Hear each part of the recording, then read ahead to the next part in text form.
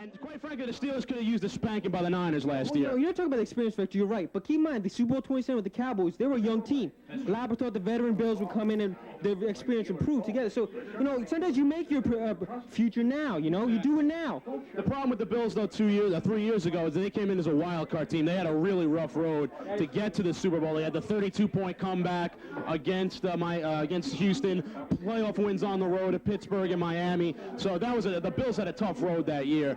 But again, the Cowboys were a young team, but they established themselves as the team of the 90s. And now, today, go for an unprecedented 3 out of 4 Super Bowls. That's never been done before. The best, you could say, is back-to-back by several teams, and the Pittsburgh Steelers won 4 out of 6 back in the 1970s. Speaking of the Pittsburgh Steelers, they're 2-0 against the Cowboys in the Super Bowl, Yeah, but that's a different era, though, and but keep in mind, though, maybe Lynn Swann, Stallworth, some of those guys talking to some of the Steelers teams, hey, guys, do it for us. We could do it, you can do it, Exactly, but then again, those guys, the old Cowboys, Harvey Martin, Roger Staubach, Tony Dorsett, we owe the Steelers for those 2 losses in the 70s, and I think we're going to get it today. And, Mel Renfro, your boy, Hall of Fame, got inducted to the Hall of Fame. And I can give a shout out to Joe Gibbs. Congratulations, Joe. We're proud of you, buddy. Joe Gibbs, head coach of those Washington Redskins that we spoke about earlier.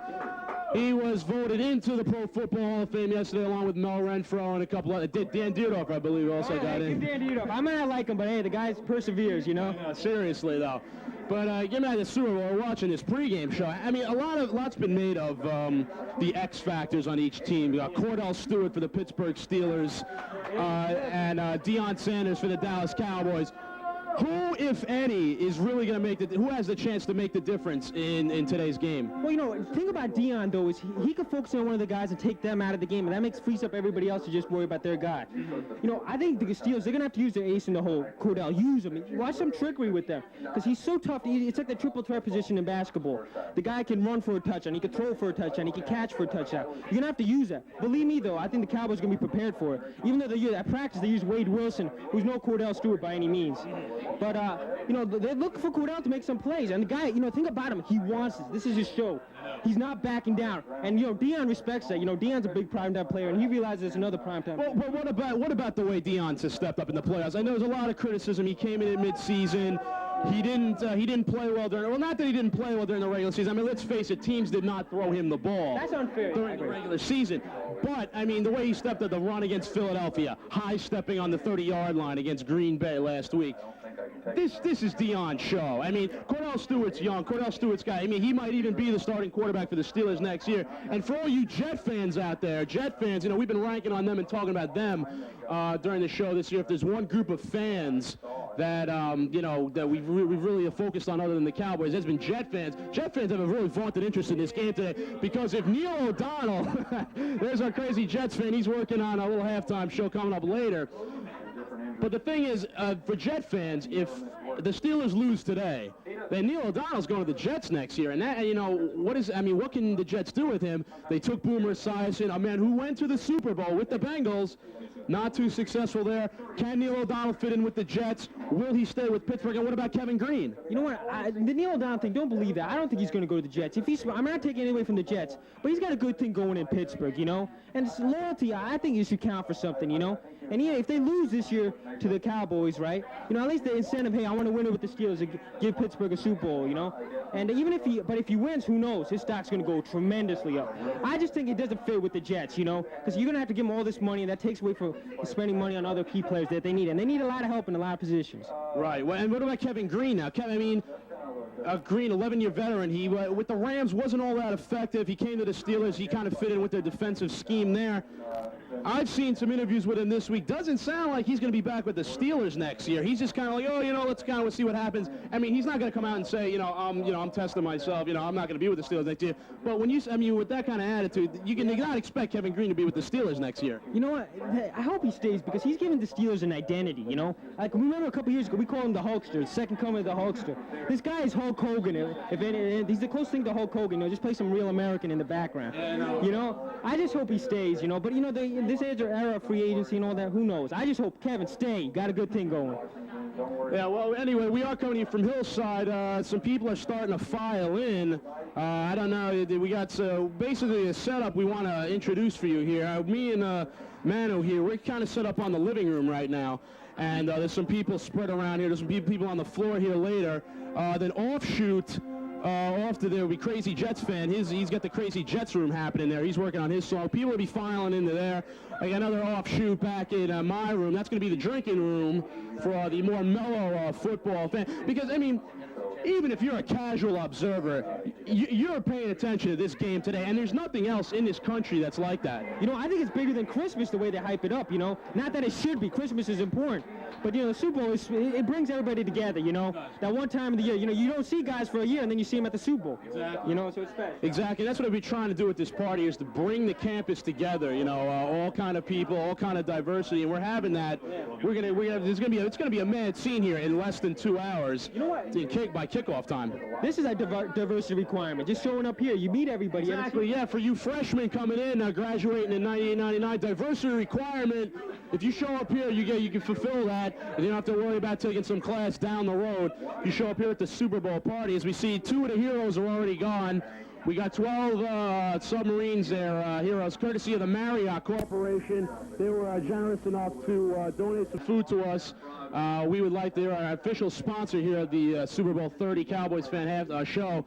They got some heroes, some veggies, soda, chips, and whatnot. They got some cookies in the back, and you know, people are going to get up and start hearing about that. I wore my Marriott hat if you knew that. I represent Marriott there. I feel bad about that. Well, you got the NBC Sports hat. That's because the Super Bowl will be broadcast on NBC for the 3rd time in 4 years, and for the 3rd time in 4 years, the Dallas Cowboys will walk away the Super Bowl champions. I mean, when all of you see this, obviously you're going to know what happened in the game already. We couldn't do this live because we couldn't get a feed up here, but I mean, we either going to look like prophets or morons. I mean, it's going to be one way or the other. I like Dallas today, 35-19. Might be a little conservative for the obnoxious Dallas fan that I am. But, I mean, it's going to be a good game. I mean, I got to anticipate that. I just hope for everybody, you know, who watched football this year, it's competitive and close, you know? Because, you know, college football, the Fiesta Bowl, that was a blowout, you know? Just, you know, if it's a close game, you know, bring everybody together. You know, in recent years, there's been so many blowouts, you know? I just say, owe it to the fans, make it a good game, you know, and just tell your grandkids about it. So. The thing is that while a lot of the last Super Bowls have been blowouts, a lot of them have been close at junctures. I mean, last year, you know, the Chargers were only down 14-7 in the first, I mean, it's the first quarter, but for an AFC team, you know, that's a start. The Bills led the Cowboys at halftime 2 years ago. They were up 7-0 in 27, so, I mean, the game starts off, it's the second and third quarter that has killed the AFC. That Super Bowl 28, it's deceptive. For 3 quarters, it was you're hanging in there, but the Dallas pulling away, and that could be the same thing today. And, you know, people talk about why it's a blowout. I heard an interesting theory, and I'd like to just tell you about it. You know, it's such a big game. The finality of it all just hits you. And, you know, and especially the AFC, you know, you make 1 or 2 mistakes in the first quarter and that, and you start panicking, go, wait a minute. With time's running out, this is it. You know, you start forcing you pressing things. And Neil O'Donnell, that's what he cannot do. He's got to let the game come to him, show some poise.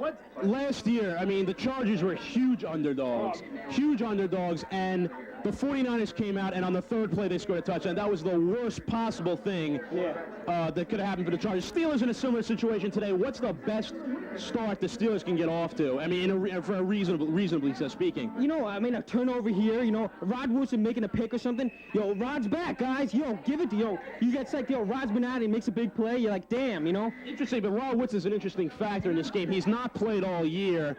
Some of the guys in the Steelers secondary are a little worried about upsetting the tempo and the chemistry of the defense. There's 2 ways. I mean, you mentioned what if Woodson comes up with the interception or the big play or something. But what I'm thinking of is, what if Woodson gets burned early in the game?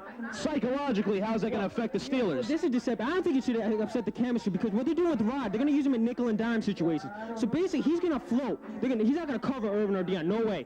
But he's going to float and use his instincts to pick up stuff. So I think if I'm a Steelers fan, I like that because Rod Woodson's got the best instincts in the game. So, I mean, he's in potential just to make a play. So I like that. I don't think it should be a problem. Will the Steelers go after Deion Sanders today? Teams have not done that this year. Deion's really not been a factor on defense other than the sense that he takes away that primary receiver. Will the Steelers go after Deion? I think you have to, you know. Look at what the Niners did. The Niners did something, though. They did the crossing patterns. They were giving Cowboys fits. And, if the Niners match up good with the Cowboys in that sense. And if I'm the Steelers, they have a similar offense with the 4-5 spread to spread them out, do the crossing patterns, which is giving the Cowboys problems. You mentioned the 49ers. With the Green Bay upset of the Niners this year, has the balance of power shifted or maybe become more diversified in the NFC? Can Green Bay now be called one of the three elite, or is Dallas a step ahead and then Green Bay and San Francisco are maybe a couple steps behind? How do you see the situation in the NFC? Well, if Dallas wins today, sure, they're ahead. But, the Niners, they can't stand the Cowboys are here, and you saw them this week as hiring Bill Walsh, Now, how petty? So committed to win, you got to give him a lot of credit. How petty is that of the 49ers, though? I mean, it's just killing them that they're not here in the Super Bowl, and it's just, Bill Walsh, that's great. Bill Walsh is a great coach. I actually liked it when they had him and Joe Montana. But the thing with the 49ers, at least with Carmen policy in the front office, is, they're living in the 1980s. They still think they're the team of the 80s or something. If they want to wear their camouflage mesh and listen to their Wham album, that's great. The thing is, this is the 1990s, and bringing in Bill Walsh as your offensive coordinator ain't going to get you back to the Super Bowl. What they should have worried about was keeping Deion Sanders and keeping Charles Haley 3 years ago. Then maybe they'd be playing today. That's maybe true, but, I also think that the lack of the running game hurt the Niners, and maybe Bill Walsh, you're working with Roger Craig, trying to get that kind of back. Basically, Trestman, the offensive coordinator, his job is in trouble. That's why they got Bill Walsh. And this could be just a stepping stone for Bill Walsh to get another coaching job. The lack of the Niners running game. A lot of rumors going around they're going to get Rodney Hampton, the Giants free agent. How stupid are the Giants if they don't sign Rodney Hampton? They got to sign Rodney Hampton. It's ridiculous because Tyrone Wheatley's not a proven commodity. You want a proven commodity, you got Rodney Hampton. And him going to the Niners, I don't know if he fits with the Niners, though. I don't know if that's a perfect fit, but, that'd be a great pickup nonetheless. Seriously, though. Well, we're here at the Super Bowl 30 party. I've been telling you about this all year. It's like I've been telling you the Cowboys were going to the Super Bowl. And, it's just, if you can understand, thank you, Brian. We got a Super Bowl 30 quiz going on here for all my guests today, and the winner's going to get a special prize and probably get to take home a hero, too, because the people at Marriott were so generous enough as to provide us with the fine food items we have here. Everyone's sitting around kind of chill, but it's going to get real crazy come Super Bowl time. People have been here before. There's people have been here for the fourth time now. Dan's Super Bowl Party 4, and they know what it's like when the Cowboys get rolling in the Super Bowl and how crazy it can be. You're going to see us a little bit some of that later. I don't know. Back in September, I thought we'd see the Cleveland Browns here. My God. You made a good adjustment like many quarterbacks do in the second half. You go, wait a minute, I'm going to go with Pittsburgh. So you did in the second half, so that saved you. I had a thing about the AFC Central this year, and when Woodson went out, quite frankly, when Woodson went out, the Steelers went 3-4. No one thought they were going to be here. Let's be frank about that. Yeah, you got to give Bill Cowher a lot of credit. When you replace the legend Chuck Noll, and it's 4 or 5 years now, he did a tremendous turnaround with this team. And Bill Cowher's a great coach. This is interesting. If it comes down to the coaching, right, Switzer versus Cowher, I give the Steelers an advantage. I'm not knocking Switzer though. A lot of people knock Switzer. One thing he did is his players always had respect for him. When your players always have respect for you, that's the most important thing. So he might not be great X's and O's coach, but he got the trust of his players, and that's important. Yeah, and if you remember the last show of the year, the last 2 shows of the year, I spent bashing Barry Switzer. And, he hasn't made the best decisions of the year, and, I really think the Cowboys would be better off without him, but I got to respect the fact that the team really has truly rallied around Barry Switzer in spite of all the negative criticism. That's going to help them today because even though the Cowboys, they've won 2 Super Bowls, people say they might come in overconfident, a little cocky.